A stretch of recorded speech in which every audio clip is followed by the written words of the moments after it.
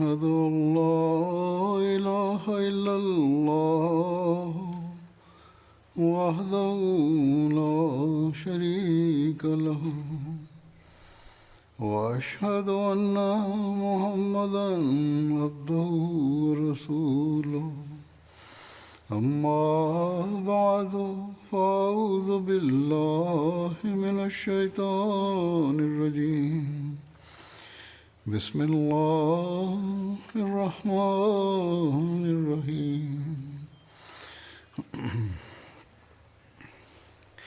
الحمد لله رب العالمين الرحمن الرحيم مالك يوم الدين إياك نعبد وإياك نستعين اهدنا الصراط المستقيم صراط الذين أنعمت عليهم غير المغضوب عليهم ولا الضالين. دیان جلسه هم شروع شوې ده او همدغه شان د ځینو افریقایي ملکونو جلسې هم سالانه جلسې هم کیږي لګیا دي.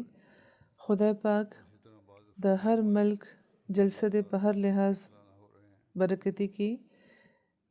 انشاءالله د اتوار په ورځ د جلسې چې کومه آخري ورځ ده د قادیان د جلسې نو خطاب به کیږي کې ځینې کم باقی افریقایي ملکونه دي هغه هم شاملېږي. اته ملکونه دي او کوشش به دا وي چې هغوی د MTA په ذریعه دیزې سره هم نیغ په نیغه ملاو کړی شي. بهرحال اوس چونکې په دغه ملکونو کې خلک یو ځای راغونډ شوي دي او خطبه به موري لګي نو په توجه د اورېدو یو خاص ماحول به هم جوړ شوی وي. نو حضور فرمایي چې په دغه لحاظ ما دا مناسبه وګڼل چې د حضرت مسیح موعود علیه السلام په الفاظو کې هغه خبرې وړاندې کړم چې پکې هغوی د خپل د بعثت مقصد او د جماعت د مقصد باره کې هغوی بیان کړي دي او مختلف نصیحتونه فرمایلي دي. ډېر داسې نومباین دي او د نوي کل احمدیان هم دي چې دغه جلسو کې به شامل وي او تر هغوی به د حضرت مسیح موعود علیه السلام چې کوم د الفاظ دي هغې کې به دا خبرې لا نه رسېدلې نو د هغوی لپاره هم ضروري چې دې نه خبر شي چې خپل ایمان او په یقین او په اخلاص او وفا کې په دغه ورځو کې په خاص طور باندې هغوی کوشش وکړي او ترقي وکړي او د خدای پاک مدد وغواړي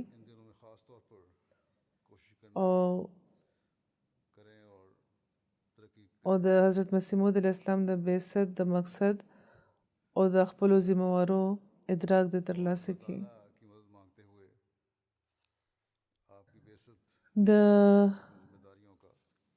د احمدیت د سلسلې د قایمولو څه غرض و او ولې په دغه زمانه کې د دې قیام ضروري و دغه خبره حضرت مسیح موعود علیه السلام بیان فرمایلی ده. هغوی فرمایي چې دا زمانه څومره برکتي زمانه ده چې خدای پاک په دغو پراشوبو ورځو کې صرف په خپل فضل د رسول کریم صلی الله علیه و آله وسلم د عظمت د اظهار لپاره دا مبارک اراده فرمایله چې غیب نه د اسلام د نصرت انتظام فرمایلو او یو سلسله قائمه کړه. زه د دغو خلکو نه تپوس کول غواړم چې په خپل زړه کې د اسلام لپاره یو درد لري او د دې عزت او وقت د دې په زړونو کې شته چې هغوی دې دا ووایي چې آیا یوه زمانه د دغه زمانې نه زیاته سخته په اسلام تېره شوې ده چې پکې دومره کنځلې بدرد او توهین د رسول کریم صلی الله علیه و آله وسلم شوی وي او د قرآن بېعزتي شوی وي. بیا زه د مسلمانانو په حال باندې ماته سخت بیا د مسلمانانو په حال باندې ماته سخت افسوس کیږي او زړه مې پرې خفه کیږي او ځینې وخت د دغه درد نه زه ناقلاره شم چې په دې کې دومره حس هم باقي نه دی پاتې چې دغه بېعزتي محسوسه کړي. آیا د رسول کریم صلی الله علیه و آله وسلم هیڅ عزت هم خدای پاک ته منظور نه و چې دومره کنځلو او بدرت نه پس هم هغه یوه آسماني سلسله نه وي قایمه کړې او د اسلام د مخالفانو خولې نه وي ټپې کړې او د هغوی یعنې د رسول کریم عظمت او پاکیزګي په دنیا کې نه وه خوره کړې او چې خدای په خپله خدای او د هغه فرشتې په رسول کریم درود وایي نو دغه توهین په وخت کې دغه درود اظهار څومره ضروري وو او د دې ظهور خدای پاک د دغه سلسلې په صورت کې کړی دی نو دا زموږ ذمہواري ده چې حضرت مسیح موعود اسلام منلی دی په دغه سلسله کې شامل شوي دي چې خپل حالتونه د یو خواته سم کې ورسره دی په رسول کریم صلی الله علیه و آله وسلم درود هم وایي او په دغه ورځو کې په خاص طور درود طرف ته پام پکار دی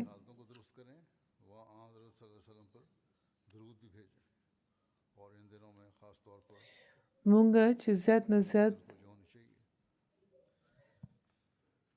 په رسول کریم صلی الله علیه و آله وسلم درود وایو نو هغه مقصد پوره کوونکي به مونږ یو چې د رسول کریم صلی الله علیه و آله وسلم د عزت او د عظمت قایمولو هغوی بیان فرمایلی دی بیا د خپل د بعثت غرض هغوی بیان فرمایي چې زه رالیږلی شوی یم دې لپاره چې زه د رسول کریم صلی الله علیه و آله وسلم ورک عظمت یو ځل بیا قایم کړم او د قرآن شریف صداقتونه دنیا ته وښیم او دا ټول کارونه کېږي لګیا دي خو چې چا په سترګو باندې پټی تړلی شوی د هغوی دا نشي کتی حالانکې اوس دا سلسله د نور په شان روښانه شوې ده او د دې آیتونو نشانونو دومره د دې د آیتونو د نشانونو دومره خلک ګواهان دي چې که دوی یو ځای کې راغونډ کړی شي نو د دوی چې کوم شمیر وي هغه به دومره وي چې د ځمکې په مخ باندې د ځمکې په لمن د یو باچا هم دومره فوج نشته د دنیا په مختلفو ملکونو کې چې کوم نن د جلسو انعقاد دی او په زرګاو احمدیانو پکې شمولیت دی هغه هم په دغو نشانونو کې یو نشان دی هغوی فرمایي چې دومره صورتونه د دغه سلسلې د صداقت موجود دي چې دا ټول بیانول موسی آسان نه دي ځکه چې د اسلام سخت توهین شوی و نو ځکه خدای پاک د دغه توهین په لحاظ د دغه سلسلې عظمت ښودلی دی بیا هغوی فرمایي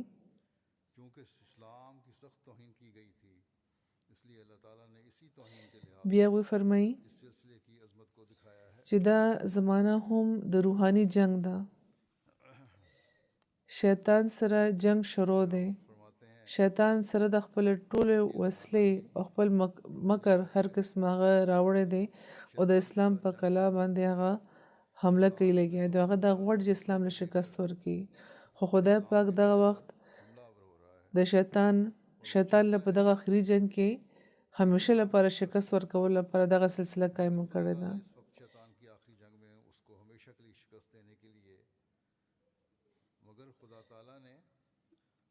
نو دا خبره د هر احمدي پام د خپل ذمہوارۍ طرف ته ګرځي هغوی فرمایي برکتي د هغه چې دا وپېژني اوس لږه زمانه ده اوس به ثواب ملاویږي او د ثواب اخستو زمانه لږه ده خو قریب ډېر زر به هغه وخت راشي چې خدای پاک د دغه سلسلې صداقت به د نور نه زیات روښانه کې وبښي او هغه وخت به داسې وي چې ایمان به د ثواب نه جوړیږي او نه به د توبې دروازه د بندېدو دا مزداق وي هغه وخت دا وخت زما قبلونکو ته په ظاهره یو عظیم الشان جنګ خپل نفس سره کول وي هغه به دا ګوري چې ځینې وخت هغه د خپلې برادرۍ نه بیلیږي هغه دنیوي کاروبارونو کې به د هغه لپاره د خنډ جوړولو کوشش کیږي کنځلې به اوري لعنتونه به اوري خو دغه ټولو خبرو اجر د خدای طرف نه به هغه ته ملاویږي خو فرمایي چې کله هغه بل وخت راشي چې کله هغه وخت راشي چې په دومره زور به د دنیا رجوع کیږي لکه چې د یو چت غر نه اوبه راپریوځي یعنې د ترقۍ زمانه چې راځي او هیڅوک هم انکار کوونکي به نه ښکاري نو هغه وخت که څوک اقرار کوي نو هغه به د کومې درجې وي هغه وخت که چا ومنل نو څه به یې منلی وي هغه وخت منل د بادرۍ کار نه دی ثواب همیشه د تکلیف په زمانه کې وي فرمایي چې حضرت ابوبکر رضی الله تعالی عنہ چې رسول کریم قبول کړ او د مکې مشري پرېښې وه نو خدای پاک هغوی له د یوې دنیا بادشاهي ورکړه. بیا حضرت عمر رضی الله تعالی عنه هم یو کمبل اغوستی و او هر چه بعد ما کشتی در آب انداخته ایم، یعنی ما کشتی په اوبو کې واچولو چې څه کېږي ودې شي. داسې هغوی رسول کریم قبول کړی و. نو خدای پاک د هغې د اجر هېڅ برخه بیا نه وه پرېښې چې هغوی داسې قبول کړو. نو آیا خدای پاک د هغې د اجر څه برخه باقي پرېښې وه؟ بیخي نه. څوک چې خدای پاک لپاره لږ هم حرکت کوي نو هغه نه مري تر څو پورې چې د هغې اجر بیا نه مومي. حرکت شرط دی. یو حدیث کې دا راغلی دی چې څوک که د خدای پاک له طرف ته معمولی رفتار باندې راځي نو خدای پاک د هغه طرف ته په منډه ورځي. او ایمان دا دی چې څه پټ وي هغه وخت دی ومنلی شي. څوک چې د وړومبۍ ورځې میاشت وګوري نو د هغې نظر تیز منلی کېږي. یعنې څوک چې د وړومبۍ ورځې سپوږمۍ میاشت ګوري هغه د تیز نظر خاوند بللی کېږي. خو څوک چې 14مې سپوږمۍ ته چې وګوري او دا شور جوړ کړي چې ما سپوږمۍ ولیده، ما میاشت ولیده، نو هغه خو به لیونی بللی کېږي. نو خوشقسمته دي هغه خلک چې نن مسیح قبلې لګیا دي او د دغه مخالفتونو سره مخ دي او خدای پاک مینه ترلاسه کوونکي هغوی جوړېږي لګیا دي. بیا دغه خبره وضاحت کې هغوی فرمایي چې صرف منل کافي نه دي بلکې اصل غرض دا دی چې یو پاکه تبدیلي پیدا شي. په سوچه توحید باندې قدم وهونکی انسان چې انسان جوړ شي نو مله د خدای پاک فضلونه بیا زیاتېږي. هغوی فرمایي هر تن صرف د خدای پاک د ویرې دغه د لټون کوشش کوي او د هغه نه دغه معاملې د وضاحت لپاره دعاګانې کوي. نو خدای پاک بیا د خپل قانون د والذین جاهدوا فینا لنهدینهم سبلنا، یعنی کم خلک چې مونږ سره شي او کوشش کوي نو بیا مونږ خپل لارې هغوی ته وښایو. د دې مطابق په خپله د هغې لاس ونیسي او لاره ورته وښایي او د زړه اطمینان ورته عطا کړي. خو که یو زړه په خپله ظلمت کده ده، د تیارو نه ډک دی او دعا په ژبې باندې درنه ده او اعتقاد د شرک او د بدعت پکې ګډون وي په اعتقاد کې، نو هغه بیا څه دعا ده او هغه غوښتنه څه غوښتنه ده چې پې ښه نتیجې مترتب شي.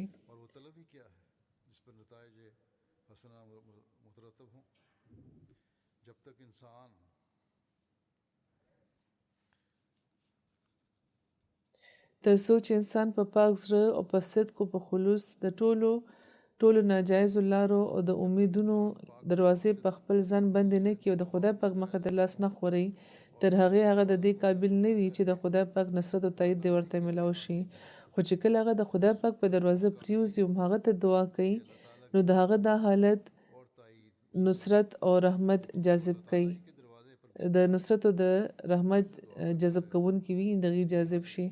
او خدای پاک د اسمان نه د انسان د زړه ګوټونو ته ګوري او که په یو ګوټ کې ورته څه قسمه ظلمت یا شرک یا د بدعت څه برخه وي نو د هغه دعاګانې او د هغه عبادتونه د هغه په مخ باندې ورولي او د هغه دا ګوري چې د زړه هر قسمه د نفساني اغراضو د ظلمت نه پاک د صفا دی، نو د هغه دپاره بیا د رحمت دروازې پرانیسي او په خپل سوري کې واخلي، په خپله د هغه د پرورش ذمه واخلي. فرمایي چې دغه سلسله خدای پاک په خپل لاس قایمه کړې ده او په دې چې بیا موږ دا ګورو چې ډېر خلک داسې راځي هغوی غرضونه لري.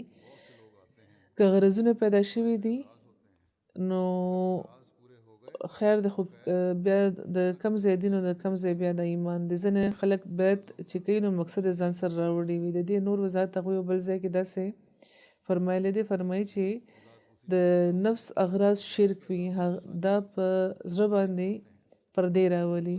که انسان بیت کړی وي او بیا هم که انسان بیت کړی وي نو بیا هم د هغې لپاره د تندک سبب شي. زمونږ سلسله خدا ده چې انسان د نفسانیت پرېږدي او په سوچه توحید باندې دی قدم وهي. رښتونې غوښتنه د حق په کار دی، یعنې که هغه اصل مطلوب کې فرق راځي نو بیا کاغه بیا وګوري چې پس اصل مطلب کې فرق راغلی د نو ما وخت به بیا بیل شي. آیا صحابه رسول کریم دی لپاره قبول کړو چې د مال او دولت کې ورته ترقی ترلاسه شي؟ نه. هغه فرمایي چې صحابه په ژوند باندې چې نظر وکړي شي نو هغه کې یو واقع داسې نخ کړي چې هغه کې یو واقع داسې نخ کړي هغه یې چرم داسې نو کړي. زموږ بیت حضور فرمایي زموږ بیت خو د توبې بیت دی او د هغوی بیت خو د سر پرې کولو بیت و د صحابه. حضور فرمایي چې ما یو تېرو ورځو کې ما واقعیت بیانول یوه لویه سلسله روانه وه د صحابه باره کې د خطبو چې څنګه هغوی خپل سرونه پرې کول، یو طرف ته به بیعت کول او بل طرف ته به خپل ټول مال متاع عزت آبرو هر قسمه مال او د خپل ژوند نه به هغوی لاسونه یو طرف ته لکه د هیڅ څیز هم هغوی خاوندان نه دي او دغه شان د هغوی ټول امیدونه به د دنیا نه پرې کړی شو.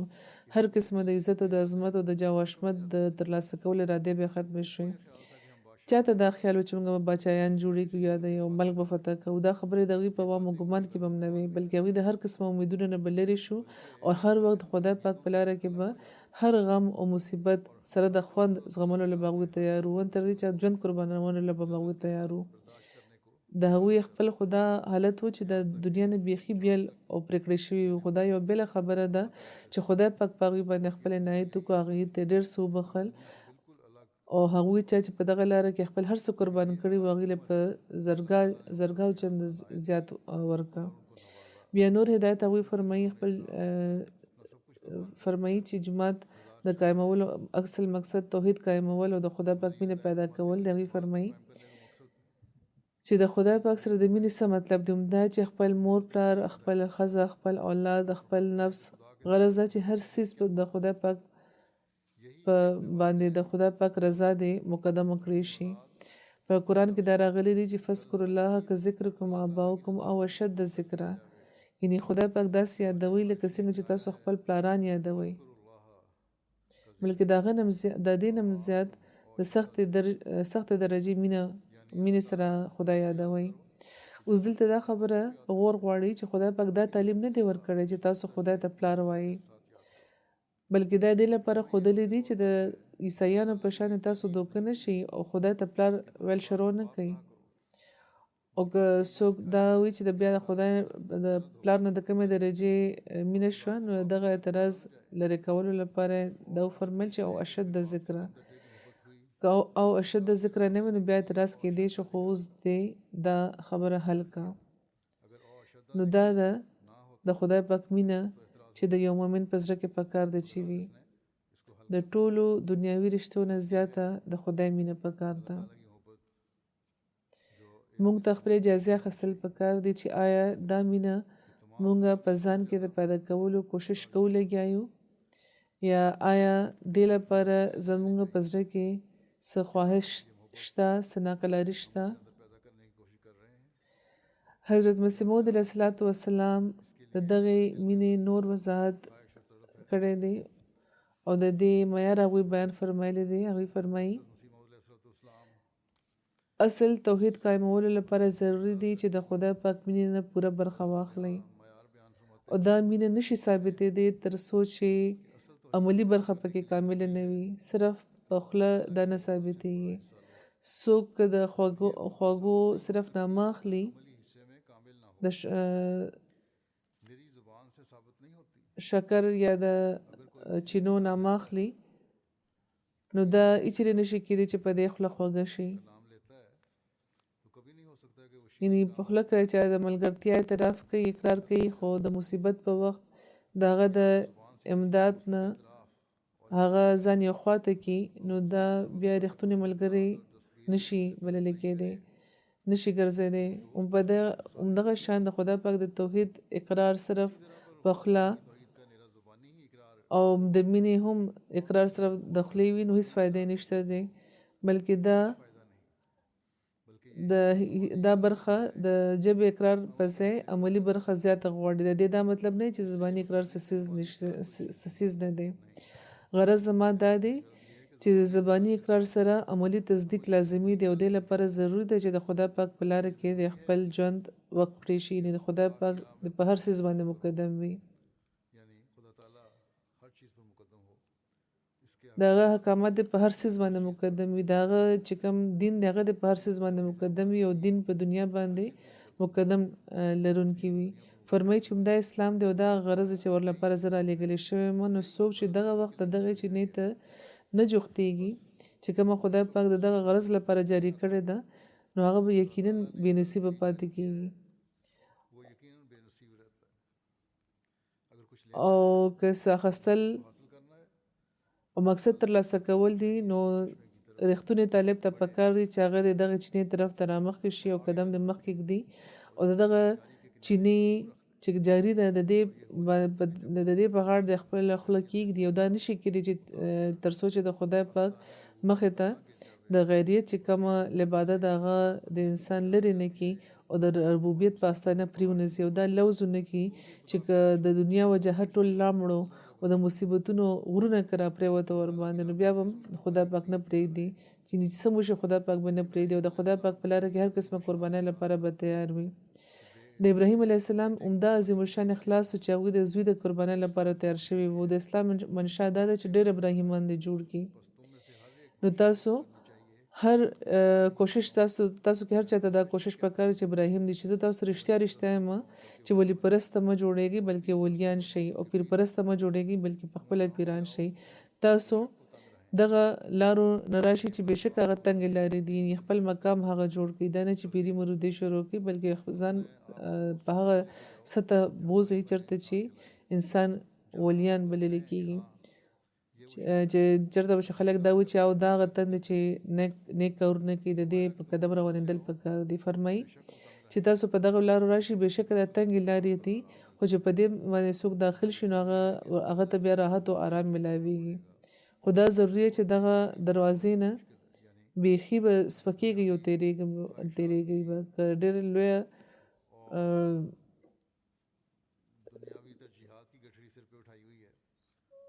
ډېر زیاته پړ نمځان سره راوړی دی په سر باندې نو بیا ګرانه ده یعنې که دنیوي خواهشاتو د دنیوي ترجیحاتو پړ نم په سر دی او دنیا غالبه ده او دین وروستی دی نو بیا دې نه تېرېدل ډېر ګران دي که تېرېدل غواړي نو دغه پڼ چې د دنیا د تعلقاتو او دنیا په دین باندې د مقدم لرلو چې کم پڼ دی دا وغورځوئ زموږ جومات خدای پاک خوشحالول غواړي نو ورته بیا پکار چې دا دې پرېږدي تاسو یقینا یاد لرئ چې که تاسو کې وفاداري او خلاص نه وي نو تاسو به دروغجن وګرځئ او د خدای پاک مخې ته رازباز نشي جوړېدی او داسې صورت کې د دشمن نه مخکې به تاسو وجلې کېږي هغه تن به وجلې کېږي چې وفاداري پرېږدي او د غدارۍ لاره خپلوي خدای پاک نشي دوکه کېدی او نه ورله څوک دوکه ورکولی شي نو ځکه ضروري ده چې تاسو رښتونی اخلاص او صدق پیدا کړئ بیا د توحید د قیام سره د خدای پاک مینې سره د خدای پاک حبیب سره د عشق تعلق هم ضروری دی چې د دې په ذریعه خدای پاک موږ ته د خپل توحید لارې ښودلې دي د رسول کریم سره تعلق د هغې د عظمت او عزت او د عظمت قایمولو طرف ته پام هغوی زموږ ګرځولی دی او یو ځای کې فرمایي چې خدای پاک دغه جماعت دی لپاره قایم کړی دی چې د خدای پاک چې د رسول کریم صلی الله علیه وسلم د نبوت او عزت یو ځل بیا قایم کړي دا غیر مثال هغوی ورکړي چې په پیر پرستۍ کې ډوب پراته دي د قبرونو عبادت کوي او بیا دا دعوه کوي چې موږ د رسول کریم سره په عشق کې فنا یو او موږ ته کافران وي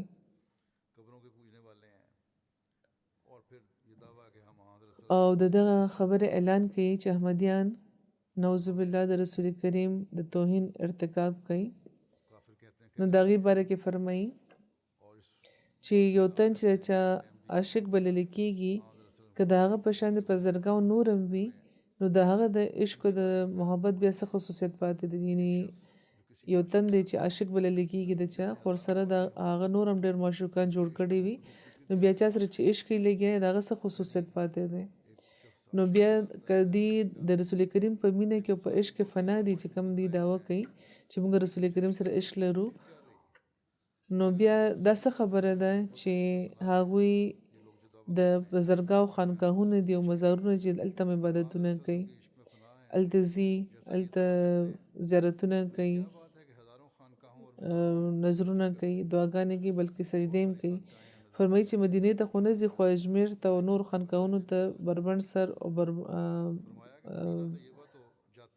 پیاده رواني بربندو خپو سره او د پاک پتن په کړکو کې تیرېدل د نجات لپاره کافي ګڼي. چا چېرته یوه جنډه ودرولې ده، چا څه بل څه صورت اختیار کړی دی او د دغه خلکو ورسونه او د دې میلې چې یو رښتونی مسلمان ګوري نو زړه یې ولړزېږي چې دا دوی څه جوړ کړی دی. په برصغیر هندوستان او پاکستان کې دا څیزونه عام ښکاري. که خدای پاک اسلام دپاره غیرت نه لرلی او ان الدین عند الله الاسلام د خدای پاک کلام نه وي او هغه دا نه وي فرمایلی چې انا نحن نزلنا الذکر و ان له لحافظون، نو بېشکه نن چې کوم د اسلام حالت دی نو د دې په ختمېدو کې به هیڅ شک نشو کېدی. خو خدای پاک غیرت په جوش کې راغلی او دغه د رحمت او د حفاظت چې کوم لوز و د هغې دا غوښتنه وه چې د رسول کریم بروز د یو ځل بیا نازل کړي او په دغه زمانه کې د هغې نبوت دی په نوې سر ژوندي کړي او ودښیي. نو هغه دغه سلسله قایمه کړه او زه یې د مامور او د مهدي په طور راولېږلم. حضرت مسیح اسلام فرمایي چې هغه زه مامور کړم او د مهدي په طور یې راولېږلم. نو زموږ دا فرض دی او موږ ومله د بیعت حق پوره کولی شو چې موږ د خپلو د پردو ترمنځ یو واضح فرق پیدا کړو وښایو او د خدای پاک مینې کې او د رسول کریم صلی الله علیه و وسلم په عشق کې غیر معمولی مثالونه قایم کړو. خپلې ژبې موږ په تسبیح او په تحمید او په درود ژوندۍ ساتلو کوشش وکړو. د صحابه نمونه د خپلولو او د هغوی په شان د اخلاص او د وفا پیدا کولو طرف ته پام ګرځوي. حضرت مسیح موعود علیه السلام فرمایي چې خدای پاک دا سلسله قایمه کړه او د دې په تایید کې په سوونه نشانونه هغه ښکاره کړه. نو غرض یې دا و چې دا جومات دی د صحابه او جومات دی او بیا د خیر القرون زمانه دی راشي. یعنې چې کوم خلک په دغه سلسله کې داخل وي هغوی چونکې په آخرین منهم کې داخلیږي نو ځکه هغوی ته پکار دی چې د دروغو مشغلو چې کومه جامې دي هغه د لرې کړي د ځان نه.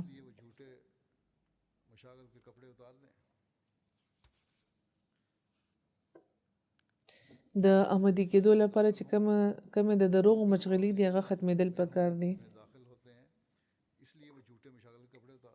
خپله ټوله توجه د خدای پاک طرف ته دې ته کول پکار ده. د فجاعه جنې د کږې زمانې دې ته پکار چې دشمنان دي وي. په اسلام باندې 3 زمانې تېرې شوي دي. یو د قرون ثلاثه نه پس د فجاعه زمانه نه چې چا باره کې رسول کریم دا فرمایلی چې لیسو مني ولست منهم، یعنی نه زه هغوی سره تعلق لرم نه هغوی ما سره تعلق لري. او درېیمه زمانه د مسیح موعود زمانه چې د رسول کریم زمانې سره ملحقه ده، بلکې په حقیقت کې دا د رسول کریم زمانه ده. د فجاعه ذکر که رسول کریم نم فرمایلی وی نو دا په قرآن کې دا قرآن زموږ په لاس کې دی او د آخرین منهم ما لما یلحقو بهم صفا ظاهري چې یوه زمانه داسې به وي چې د صحابه او د مشرب په خلاف به وي، یعنې د هغې عمل به مختلف وي د هغې نه. واقعیت دا ښیي چې دغو زرو کالو ترمنځ د اسلام د ډېرو مشکلاتو او مصیبتونو نشانه جوړ شوی و. دین خرابېدو او د یو څو کسانو نه بغیر ټول اسلام پرېښی و او ډېرې فرقې معتزله او بهتي وغیره پیدا شوې وې. فرمایي چې موږ د دغه خبرې اعتراف کوو چې یوه زمانه هم داسې نه وه تېره شوې چې د اسلام د برکتونو نمونه پکې موجوده نه وي، خو هغه ابدال او د خدای پاک ولیان چې په دغه منځنۍ زمانه کې تېر شوي دي د هغې شمېر دومره لږ دی چې د هغو کروڑونو انسانانو په مقابله کې چې د صراط مستقیم نه لرې شوي وو، اسلام نه لرې شوي وو، هغې هېڅ هم څیز نه دي. نو ځکه د رسول کریم صلی الله علیه و وسلم د نبوت سترګې دغه زمانې لیدلې وه او د هغې نامه یې فجاعه ایښې وه. خو اوس خدای پاک دا اراده فرمایلې ده چې یوه داسې ډله دې پیدا کړي کثیره چې د صحابهو ډله به بللې کېږي. خو چونکې د خدای پاک د قدرت قانون هم دا دی چې دغې قایم شوې سلسلې ترقي د هغه د قایم شوې سلسلې ترقي تدریجي وي. نو ځکه زموږ جومات به هم ترقي تدریجي کوي او لکه د فصل په شان دی وي، لکه څنګه چې فصل رو لویږي وده کوي او هغه مقصدونه او مطلبونه د هغه تخم په شان دي چې په ځمکه کې کرلې کېږي او هغه مرتبه او مقاصد اعلی چې خدای پاک په دې رسول غواړي هغه لا لرې دي، هغه نشي ترلاسه کېدی تر څو چې هغه خصوصیات پیدا نشي چې دغه سلسلې په قیام کې د خدای پاک منشا وو. د توحید په اقرار کې یو خاص رنګ پکار دی، تبتل د خدای پاک طرف ته په دې کې یو خاص رنګ پکار دی، د خدای پاک ذکر کې یو خاص رنګ پکار دی، د ورونو حقونو پوره کولو کې یو خاص رنګ پکار دی.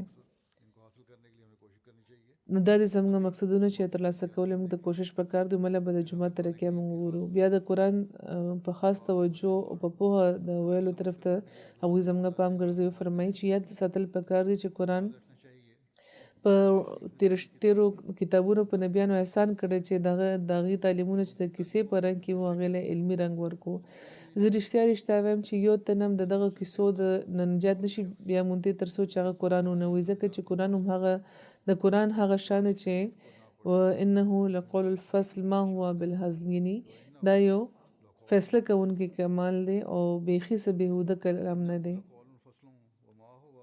هغه میزان دی، مهیمن دی، نور دی، شفا دی، شفا د رحمت دی. او چې کوم خلک قرآن وایي او کیسې ګڼي هغوی قرآن نه دی لوستی بلکې د دې بې حرمتي یې کړې ده. او زموږ مخالفان ولې زموږ په مخالفت کې دومره تیز شوي دي؟ صرف دې لپاره چې موږ قرآن لکه څنګه چې خدای پاک فرمایلی دی چې هغه سراسر نور دی، حکمت دی او معرفت دی، هغه ښودل غواړو. او هغوی دا کوشش کوي چې قرآن شریف د یو معمولي کیسې نه زیات وقت ورله ورنه کړي. او موږ دا نشو برداشت کولی، موږ دا نشو خوښولی. خدای پاک په خپل فضل موږ باندې دا واضح کړی دی چې قرآن یو ژوندی او روښانه کتاب دی. نو ځکه موږ د خلکو مخالفت پروا ولې وکړو؟ نو زه بار د دغه خبرې طرف ته د هغو خلکو چې ما سره تعلق لري نصیحت کوم چې خدای پاک دغه سلسله د حقایقو ښودلو لپاره قایمه کړې ده، د حقایقو اظهار لپاره قایمه کړې ده. او د دې پوهه موږ ته د قرآن نه ملاویدی شي، د دې ادراک او فهم موږ ته هم قرآن نه ملاویدی شي، ځکه چې دې نه بغیر په عملي ژوند کې هیڅ قسمه رڼا او نور نشي پیدا کېدی. او زه دا غواړم چې د عملي صداقت په ذریعه د اسلام خوبه په دنیا باندې د ظاهر شي، لکه څنګه چې خدای پاک دغه کار لپاره زه مامور کړی یم. نو ځکه قرآن ډیر وایي خو صرف د کیسې په تور نه بلکې یو فلسفه ګڼي وایي. نو د دې مطلبونو، د دې په معنو او د دې تفسیر طرف ته هر احمدي ته توجه کول پکار ده. بیا د نیکو اعمالو طرف ته نور پام هغوی ګرځوي. او د دې څه تعریف دی د نیک عمل هغې فرمایي. قرآن کې خدای پاک ایمان سره صالح عمل هم ایښی دی. او صالح عمل دې ته وایي چې پکې لږ ذره فساد هم نه وي. یاد لري چې د انسان په عمل باندې همیشه غلونه ورځي. او هغه څه دي؟ غلونه څه دي؟ ریاکاري. چې کله انسان تشه ښودنې لپاره یو عمل کوي او عجب چې کله هغه عملو کې په خپل نفس کې خوشحاله شي چې ما فلانې کار وکړو، ډېر نیک کار مې کړی دی. او قسمه بدکارۍ او ګناه چې د هغه نه کېږي دا ټول غلونه دي او په دې باندې اعمال باطل شي. صالح عمل هغه دی چې پکې ظلم، عجب، ریا، تکبر او د انسانانو د حقونو د اطلاق خیال هم نه وي. لکه څنګه چې په آخرت کې انسان په صالح عمل بچ کېږي هماغه شان په دنیا کې هم بچ کېږي. که یو تنم په ټول کور کې د صالح عمل لرونکي وي نو ټول کور په بیا بچ وي. نو پوه شئ چې تر څو چې په تاسو کې صالح عمل نه وي نو صرف منل فایده نه کوي. یو طبیب نسخه لیکي ورکوي نو مطلب یې ترې دا چې په دې کې چې څه لیکلي دي هغه د واخلي او هغه د استعمال کړي. که هغه د دغو داروګانو استعمال ونه کړي یو انسان او نسخه واخلي او پرېږدي یو طرف ته نو څه فایده به ورله ورکړي؟ حضور فرمایي نو زموږ کار دا دی چې د حضرت مسیح موعود اسلام په نصیحتونو عمل وکړو. دا ضروري څیز دی، ګینې د بیت بیا هېڅ فایده نشته. فرمایي چې اوس دا وخت تاسو توبه کړې ده او آینده خدای پاک دا کتل غواړي چې په دغه توبه تاسو ځان څومره صفا کو. اوس زمانه ده چې خدای پاک د تقوا په ذریعه فرق کول غواړي. ډېر خلک دي چې خدای نه ګیله کوي او خپل نفس نه ګوري. په خپل نفس باندې انسان ظلمونه وي، ګینې خدای پاک خو رحیم و کریم دی. ځینې داسې دي چې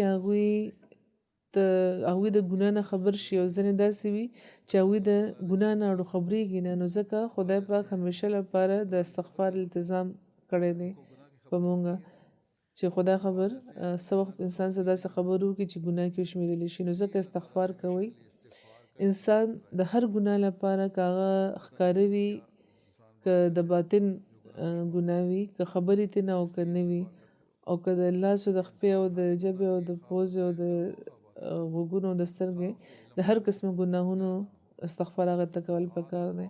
نن سبا د آدم علیه السلام دعا کول پکار د هغوی فرمایلي وو چې مسیح اسلام فرمایي چې د آدم علیه السلام دعا کوي او دعا سره چې ربنا ظلمنا انفسنا وان لم تغفر لنا وترحمنا لنكونن من الخاسرین.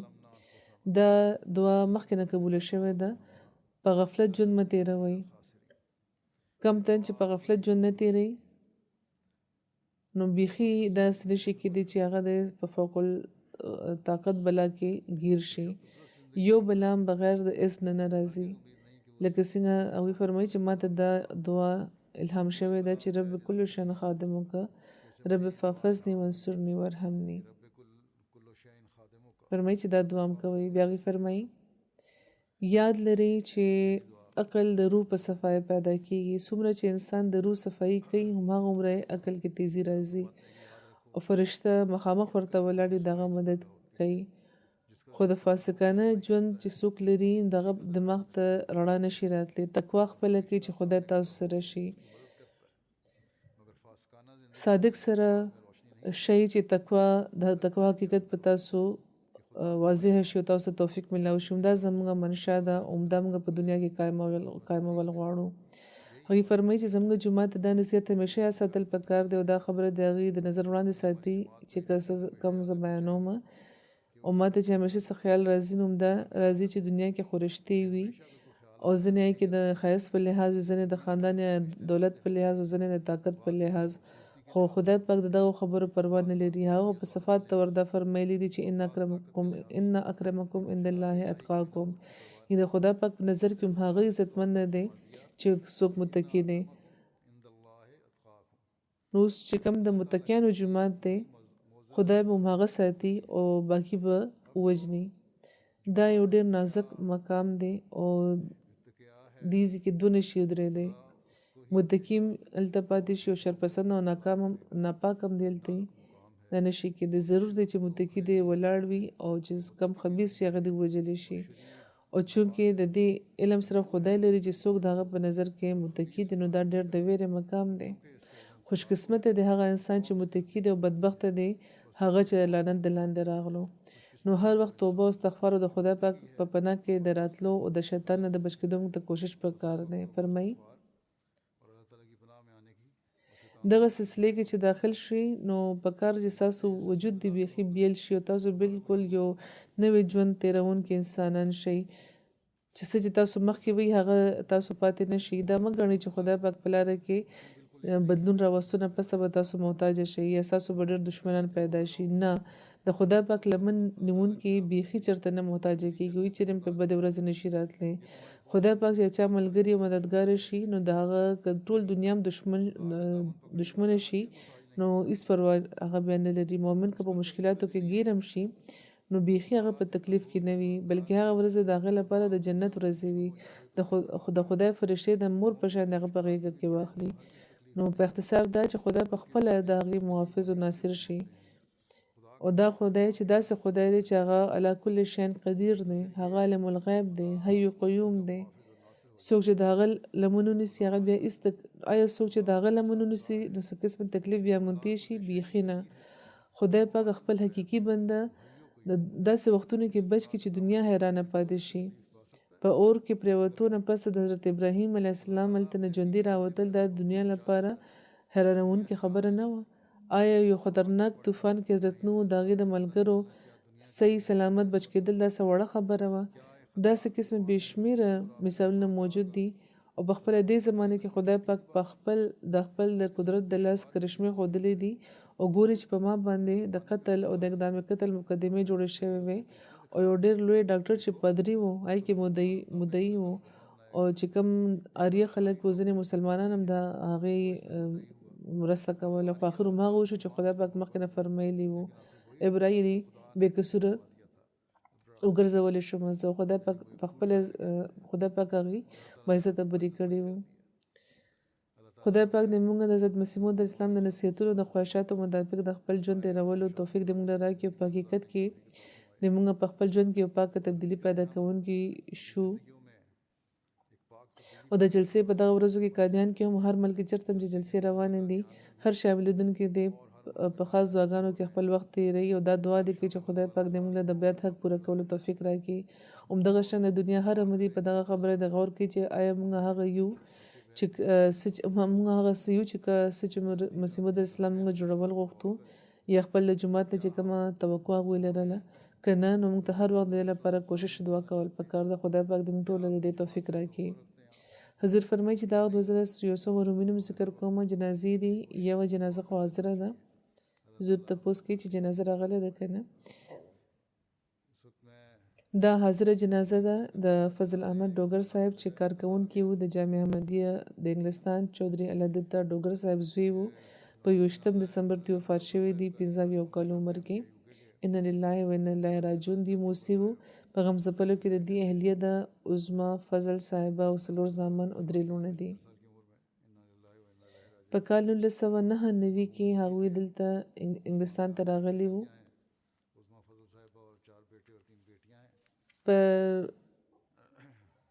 92 دی پوره دی خپل کار کولو بیا په 99 کې دی خپل ژوند وقف کو حضرت خلیفۃ المسیح رحمه رحم الله تعالی ته وړاندې کو او هغوی د ډېره په مینه د دې وخت قبول کړی او دې ته د ذاتي خدمت توفیق ملاو شو د حضرت خلیفۃ المسیح رحمه ډېر اوږدې مودې پورې او بیا حضور فرمایي چې ما د دې تقرر په جامعه د انګلستان په جامعه کې د دې تقرر کړی و مختلف ډیوټي دوی هلته کولې بیا دوی د لایبررۍ انچارج جوړ کړی شو او دغه حیثیت کې تر وفاته پورې دوی د خدمت توفیق ترلاسه کولو د انګلستان د جامعې د لایبررۍ په تیاری کې دوی ډېر اهم کردار لوبولی دی حضرت مسیح موعود اسلام د وخت چې کوم چاپ ټول ریویو اف ریلیجنز وو د هغې ایډیشنونه دوی سکین کړي وو هلته دوی کاپۍ د هغې جوړې کړې وې ایښې وې د روحاني خزاین چې کوم اصل ایډیشن و هغه هم سکین کړی و د هغې هم کاپۍ جوړې کړې وې د دې ماشومان بیانوي چې د دې همدا لوی خواهش و چې د دې اولاد دی خلافت احمدیه سره همیشه تړلې پاتې شي او اطاعت ګزاره دي وي دوی وی چې د جومات د خدمت نه انساني چرم نشي ریټایر کېدی او وقف خود تر آخري ساه پورې د پوره کولو نامه ده ما ته به دعا لپاره مې ویل حضور فرمایي چې دعا کوي چې زه تر آخره وخته د خدمت کوم او خدای پاک د هغې د خواهش پوره کړی م دی د هسپتال تتلو نه 2 ورځې مخکې پورې دې خدمت کولو لایبررۍ ته تللی هلته هم کار کړی و حافظ مشهود صاحب لیکي د جامع استاد دي چې فضل ډوګر صاحب په شخصیت مبارک کې دا ویلی شي چې هغوی د خلافت رښتونی عاشق او وفادار او جانثار وو نو په دې کې به هېڅ قسمه مبالغه نه وي بیا وایي چې فضل ډوګر صاحب حقیقي واقف زندگی و چې مونږ هر وخت هغې لیده چې د جامع احمدیه چې کومه لایبرري ده هغه به د ماشومانو په شان دی مونږ لیده چې لکه د خپلو بچو په شان دی هغه ښایسته کوي خیال ساتي زاړه مسودات به هغوی راوړه هغه به سکین کول او د دې ډېر ښکلي جلدونه به ورته ورکول او د لایبررۍ کې به یې ښوده بېشکه د دوی دا زیار و نه ستړی کېدونکي چې د جامع احمدیې چې کومه لایبرري د هغې کې دا وخت د 15,000 نه زیات کتابونه موجود دي حالانکه وسایل ډېر محدوده دي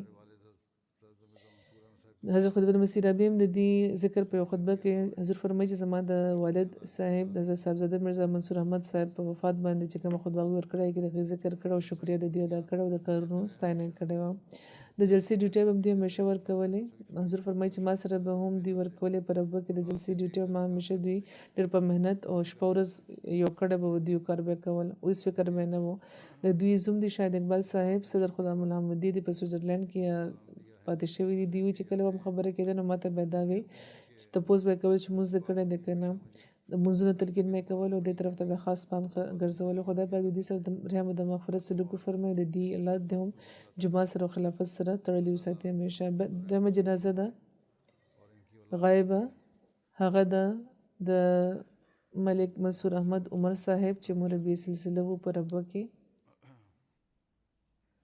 13 ورځو کې هغوی وفات شوي دي د 80 کالو په عمر کې ان لله و ان الیه راجعون د خدای پاک په فضل موسی وو په کال 1980 کې هغوی جامعه پاس کړې وه او د هغې نه پس هغوی ربیع فاضل امتحان هم ورکړی و. کال 1981 نه تر 83 پورې هغوی په نمل یونیورسټي اسلام آباد کې د جرمن ژبې ډیپلومه کړې وه. مخکې په پاکستان کې په مختلفو ځایونو کې د دې تقرر شوی. بیا په جنوري کال 1984 کې جرمني ته دوی لیږلي شوي وو د مبلغ په طور. هلته دوی تقریبا 1.5 کال وو. بیا واپس راغله پاکستان کې په مختلفو ځایونو کې دوی تقرر شوی. بیا په اکتوبر 83 کې یو ځل بیا دوی جرمني ته لیږلي شوي چېرته چې تر 1988 پورې دوی د امیر په طور باندې او د مشنري انچارج په طور باندې خدمت توفیق ترلاسه کولو. دغه موده کې چې کوم خلکو بلته پناه اخیستان هغوی ته به ژبه هم ښودله او مدد به هم کولو. په رشتناطت شعبې کې دوی پاتې شوي وو. جرمن ژبه په جامعه کې دوی ښودله. تقریبا 46 کالو پورې هغوی د وقف زندگی په طور باندې خدمت کړی دی. د دې یو لور فایزه رئیس دی چې د انیس رئیس صاحب د مشنري انچارج جاپان اهلیه ده او د دوی یو زوی صباح ظفر صاحب مربي سلسله دي. باقي اولاد هم شته دي. خدای پاک د ورسره د مغفرت او د رحم سلوک وفرمایي. دریم ذکر دی د مکرم عیسی جوزف صاحب چې د سلسلې معلم و په ګیمبیا کې. د هغوی هم جنازه غایبه ده. په دسمبر کې په 13 ورځو کې هغوی د 61 کالو په عمر کې وفات شوي دي. ان لله و انا الیه راجعون. د هغه ځای نایب امیر مبلغ انچارج لیکي چې ډېر کامیابه مبلغ و. د جامع نه هغوی سبق هم نه ویلی خو د جومات ډېر زیات د جومات ډېر مینوال و او د یو سپایي په شان همیشه به کار کولو لپاره تیار و. او دا به وی چې هغوی د حضرت مسیح موعود اسلام د فوج یو ادنا سپایي دي او چې جومات به څه حکم هغوی له ورکړو نو چې څه حکم هغوی له ورکړي نو پوره کولو هغوی تیار دی. جلسې او په نورو جوماتي پروګرامونو کې به همیشه هغوی د خپل جومات خلکو سره به وو. د هغوی د سوالونو جوابونه به ورکول. د هغوی تربیت به کول. هغوی دا وی چې هغوی د پاکستان احمدیانو چې کومې قربانۍ دي د رشک په نظر هغوی ته ګوري او همیشه د هغوی لپاره دعاګانې کوي او عزت ورله ورکوي. خلافت سره د خاص د مینې تعلق او دعاګانو لپاره به خطونه لیکل او جوابونه به چې کله میلاو شي نو ډېر په مینه به ذکر هم کولو. او د خلافت سره مینه هغوی په خپلو ماشومانو کې پیدا کړې وه او ماشومانو ته به هم دا وی چې د وخت خلیفه ته خط لیکئ. د سلسلې مربي دي په سیرلیون کې نن سبا هغوی دا وی. په ګیمبیا کې هم پاتې شوي دي سید صاحب چې دی پیدا شوي په سنګال کې وو او د هغې نه پس دی ګیمبیا ته راغلي وو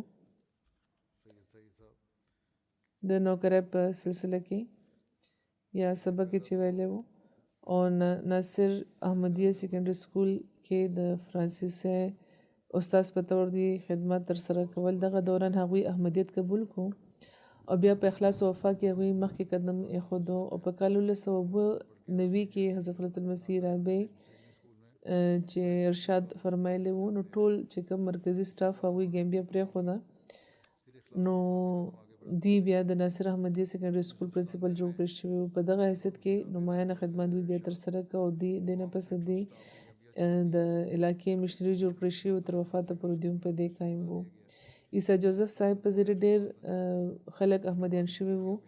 دیني علم هم د دوی ډېر زیات په خپله هغوی کتابونه لوستي وو علم یې ترلاسه کړی و. غیر احمدیانو سره ډېر ښه تعلقات وو نو ځکه د علاقې اکثر چې کم امامان وو هغوی به د دې ډېر عزت کول او که څوک علاقې کې د احمدیت مخالفت به چا کول غوښته یا شرپسندي به چا غوښته نو ځینې شریف طبیعت لرونکي خلک به مقابلې له راغله او مخالفان به بیا ناکامه شو.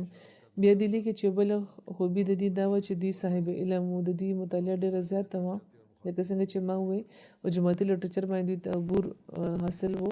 د جلسه سالانه دوران ډېر ځل دوی ته د تقریرونو موقع نصیبه شوې وي. همدغه شان په جوماتي رسالو کې د دوی مضمونونه چاپ کېده.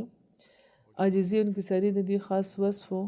صاحب الرحم وو او همیشه اهمو فیصلو کې به دوی شاملېده. دوی به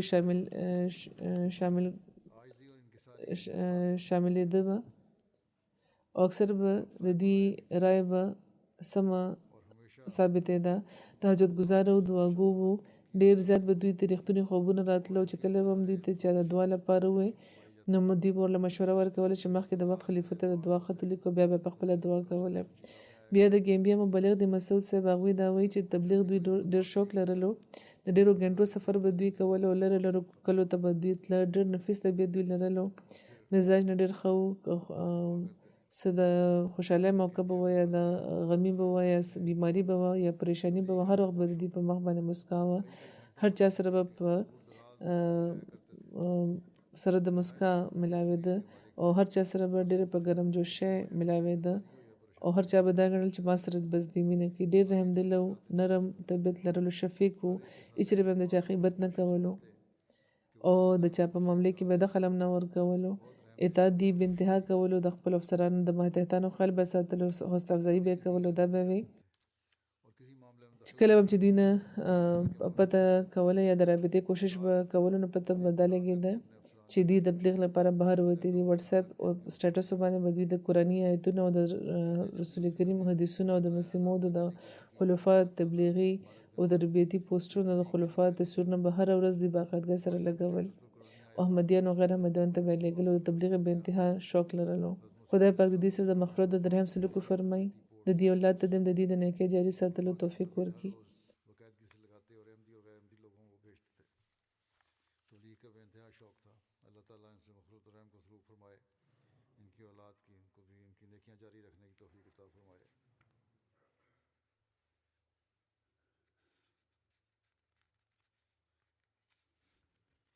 لکه څنګه چې ما وویل چې د دې جنازې به کېږي د جمعې نه پس ته انشاءالله.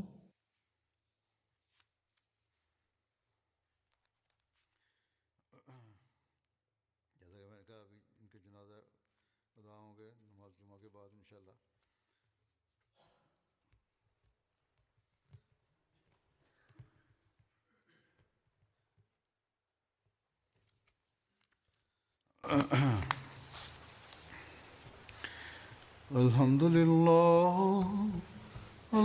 لله نحمده ونستعينه ونستغفره ونؤمن به ونتوكل عليه ونعوذ بالله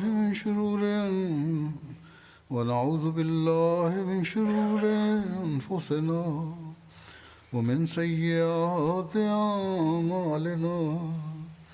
من يهده الله فلا مضل له ومن يضلل فلا هادي له ونشهد أن لا إله إلا الله ونشهد أن محمدا عبده ورسوله. عباد الله رحمكم الله إن الله يأمر بالعدل والإحسان وإيتاء ذي القربى وينهى عن الفحشاء والمنكر والبغي يعظكم لعلكم تذكرون. اذكروا الله يذكركم وادعوه يستجب لكم ولذكر الله أكبر.